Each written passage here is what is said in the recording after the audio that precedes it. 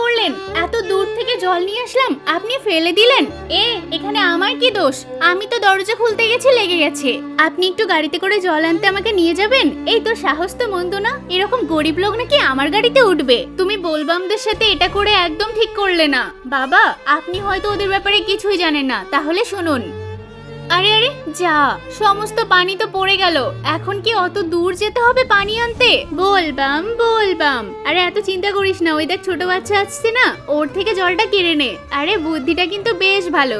দাঁড়া দাঁড়া দাঁড়া, এই তো বোতলটা বের করে নিয়েছি, তুই তাড়াতাড়ি জলটা ভরতে থাক, আমি ওকে আস্তে আস্তে উঠাচ্ছি। ওঠো বাবু ওঠো, দেখতে পাইনি তো।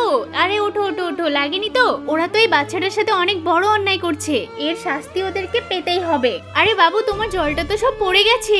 এই রে, জলটা পড়ে গেল, আবারও অনেক দূরে যেতে হবে আমাকে জল আনতে। আচ্ছা যাই তাহলে, আমাদের অত দূর যেতেও হলো না, জলও পেয়ে গেলাম। তাহলে তুমি ওদের সাথে একদম ঠিক কাজ করেছো। হ্যাঁ হ্যাঁ ঠিক আছে। আরে বাবু, তোমার জল আনতে যেতে হবে না, তুমি আমার সাথে এসো, আমি তোমাকে গাড়িতে করে পৌঁছে দিচ্ছি।